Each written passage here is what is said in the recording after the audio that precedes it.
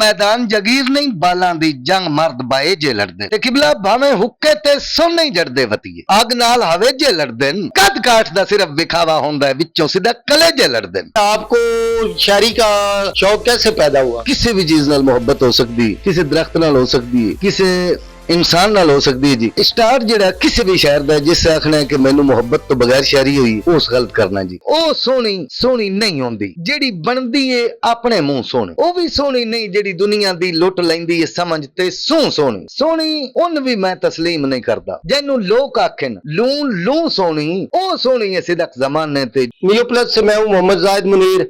आज मैं आपकी मुलाकात एक ऐसे शायर से करवाने जा रहा हूं जो किसी तारीफ के मोहताज नहीं। पाकिस्तान के मायानाज शायरों में उनका शुमार किया जाता है। मेरे साथ मौजूद है मोहम्मद हनीफ सिद्दीक साहब। अस्सलाम वालेकुम। जी वालेकुम अस्सलाम मोहतरम। सिद्दीक साहब ये बताएं कि आपको शायरी का शौक कैसे पैदा हुआ? हर शायर नूं इस तरह हुंदा जी, सब तो पहले उन्होंने किसी भी चीज नाल मोहब्बत हो सकती, किसी दरख्त नाल हो सकती है, किसी इंसान नाल हो सकती है जी। ते स्टार्ट जेड़ा किसी भी शायर दा जिस आखना है कि मैनू मोहब्बत तो बगैर शायरी हुई उस गलत करना जी। उस तो बाद अगे लगाओ बन जाता, बंदे दी दिली लगन बन जाती जी। शायरी हकीकत जेड़ा अच्छा शायर हो या हकीकतन शायर हो, खुदा दी देन जी गॉड गिफ्टेड चीज़ां होंदियां ने उन्हां तो अगे वो लगन जी ओदी हकीकत अल चली जाती। बाकी ये नहीं भी दूजिया बंदे मोहब्बत नहीं होंगी किबला ज़ाहिद साहब, मोहब्बत सारे बंदे होंदी है, लेकिन शायरी जी है या अल्फाज जेडे ने लफ्ज ये घट बंदियां दी किस्मत च हुंदे ने और अल्लाह ताला दी अता हुंदी जी। शायर जो है वो अपनी मोहब्बत का इजहार भी अपने अल्फाज में करता है और माशरे की ये जो बुराइयां होती हैं, अच्छाइयां होती हैं, उनकी गाजी भी अपने अल्फाज की सूरत में करता है। सिद्दीक साहब ये बताएं कि आपके कोई उस्ताद भी हैं? जी अल्हम्दुलिल्लाह मेरे उस्ताद ने के अहमद रहमानी साहब पहले भोपे शरीफ सन, इस टाइम उन्होंने बिल्कुल हयात नहीं जी अल्हम्दुलिल्लाह जो इस टाइम सियाल मोड़ ने जी। उन्हें अगे जो गुड़ शक्कर की सी मैं मखाने नाल की सी जी मखाने ते टाफियां गोल गोल टाफियां चौरस वो लैके जनाब ते उन्हें अगे गुड़ शक्कर की। मैं छोटा जहा मैं दूसरी क्लास पढ़ता सा। सिद्दीक साहब आपका एक कलाम है छां करके दो दियां छलियां दी, वो सुना दे। जी मेहरबानी हजूर। हर बंदे तो जी इस गल का पता ही नहीं, कई तकरीबन बंदे तुसा दो दियां आखियां ने, ज्यादा बंदे दुध दियां छलियां आंदे जी, पता ही नहीं लगता बस दो दियां नहीं या दुध दियां ते हजूर ये सी कि छां करके दो दियां छलियां ते धुप्पां चढ़न ते छेजे लड़दे। क्या बात। ज़ैद साहब मैदान जगीर नहीं बालां दी जंग मर्द बाए जे लड़दे ते किबला भावें हुक्के ते सुन नहीं जड़दे वतीए अग नाल हवे जे लड़दे कद काठ दा सिर्फ विखावा होंदा है विचों सीधा कलेजे लड़दे। क्या कहने जी, क्या कहने। सिद्दीक साहब आपका एक और कलाम मशहूर है दरिया दे काने ढीठ हुंदे। माशाल्लाह माशाल्लाह, वो कलाम हमें सुना दें। जी जी बिस्मिल्लाह हजूर। ए वैसे दोड़ा भी सारा अच्छा सी।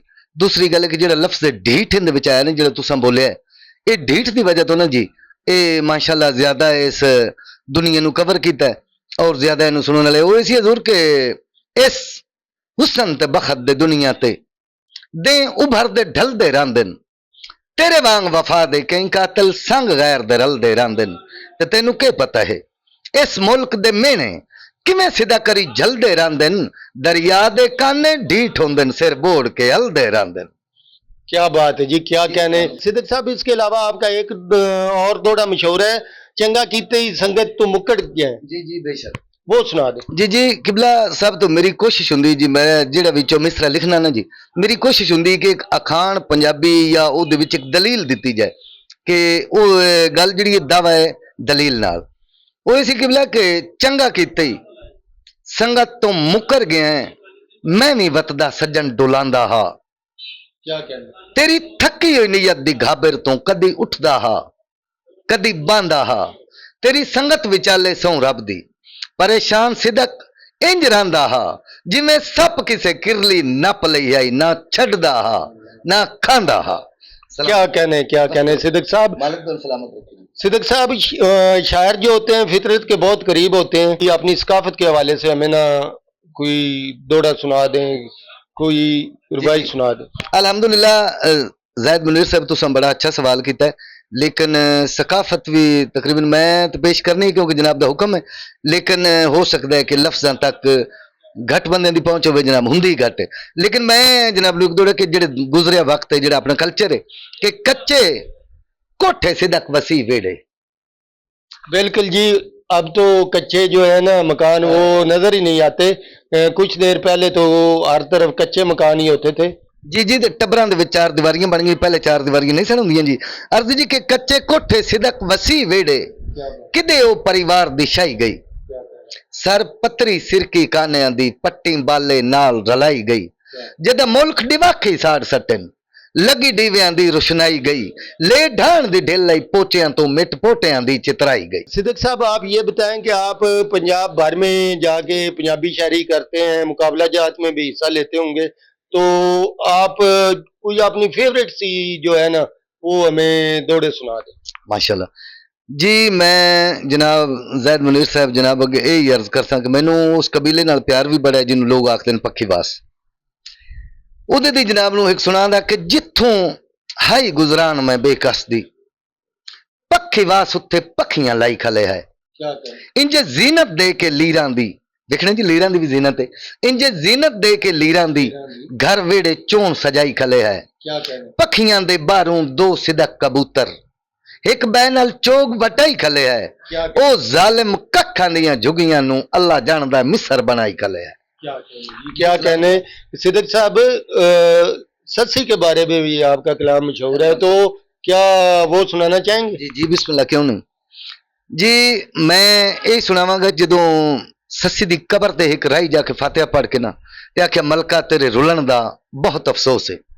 मलका दी कबर चो आवाज आई है जी कि इन्ना ठल दियां खूनी टिबियां तो अजे लाण ते चढ़न ते दिल हा, नफरत दियां 17 खुरियां चो मेरा बेहद पढ़न ते दिल ला, बहरे ते केच नु मुंह करके झट झगड़न लड़न ते दिल ला, कई मलकल मौत नु जल्दी आई अजे सिदक दा सड़न ते दिल ला। क्या कहने जी, क्या कहने सिद्दीक साहब। सिद्दीक साहब, आखिर पे ना कोई अपना फेवरेट जो तरीन कलाम है ना वो सुना दे। बहुत मेहरबानी हजूर। जिस तरह तुसी माशाल्लाह साफी हो, तो तुसी साफी हो दो किबला जो तुहानू साफी मनन दे के वाकई साफी। ਇਹਦੇ ਤੇ ਮੈਂ ਇੱਕ ਦੋੜਾ ਸੁਣਾਵਾਂਗਾ ਕਿ ਉਹ ਸੋਹਣੀ ਸੋਹਣੀ ਨਹੀਂ ਹੁੰਦੀ ਜਿਹੜੀ ਬਣਦੀ ਏ ਆਪਣੇ ਮੂੰਹ ਸੋਹਣੇ। क्या कहने जी, क्या कहने। ਉਹ ਵੀ ਸੋਹਣੀ ਨਹੀਂ ਜਿਹੜੀ ਦੁਨੀਆ ਦੀ ਲੁੱਟ ਲੈਂਦੀ ਏ ਸਮਝ ਤੇ ਸੂਹ ਸੋਹਣੀ।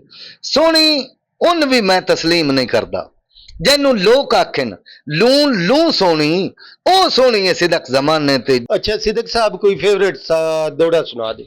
जी जी तकरीबन जी शायर ना जैद मुनीर साहब शायरी शायर दी औलाद हुंदी ओनू ते सारे ही प्यारे हुंदे जी, लेकिन मैं तकरीबन जनाब दे सामने मेरे जेड़ा सामने आ गया क्योंकि एक औलाद दी भी लाइन हुंदी जी। ये अर्ज करसा जी कि मेरे सिर ते हुंदी है धुप गुरबत दी, तेरा होंदा बख्त दी छां ते सिर, मेरे सिर ते पत्थर जमाने दे तेरा सिदक रकीब दे हां ते सिर, मेरा सिर तेरे सिर दी हां दा तालिब, तेरा अज भी है ना ना ते सिर, इत्थों ही वसन ते उजड़न दिस पौंदा है मेरे सिर ते बां तेरा बां ते सिर। क्या कहने जी, क्या कहने। एक और कोई प्यारा सा कलाम सुना दे अपना। जी जी बिस्मिल्लाह। ਉਹ ਸੀ ਕਿ ਦੁੱਖ ਲੱਗਦਾ ਹੈ ਜਦੋਂ ਇੱਕ ਲੱਗਦਿਆਂ ਤੇ ਉਮੀਦ ਹੋਵੇ ਨਾ ਤੇ ਬੰਦੇ ਨੂੰ ਉਹ ਨਾ ਉਮੀਦ ਜਦੋਂ ਕਰ ਦੇਣ ਨਾ ਜੀ ਉਦੋਂ ਦੁੱਖ ਲੱਗਦਾ ਬੰਦੇ ਨੂੰ, ਬੰਦੇ ਦਾ ਜਿਗਰ ਫਟਦਾ ਜੀ। ਇਸ ਵਾਸਤੇ ਅਰਜ਼ ਕਰਸਾਂ ਜੀ ਕਿ ਸ਼ਾਲਾ ਅਮਨ ਦੀ ਛਾਂ ਰਹਿ ਸੰਗ ਜ਼ਿੰਦਗੀ ਦੇ, ਨਾ ਬੇਅਮਨੀ ਦੀ ਧੁੱਪ ਨਿਕਲੇ, ਮੈਥੇ ਵੇਖ ਕੇ ਬਦਲ ਬਿਮਾਰੀਆਂ ਦੇ ਕੁੱਲ ਸੱਜਣ ਗਰੀਬ ਦੇ ਚੁੱਪ ਨਿਕਲੇ। जैद मुनीर साहब इसे वजह तो जिस्म दे शार विचों साह सिदक दे करके चुप निकले, ओ जैन दे के खून बचावना हाई ओ दे खून दे होर गरोप निकले। आजकल जो दोस्ताना है आप भी उसके बारे में जानते हैं, वो अपने अंदाज में बयान कर दे।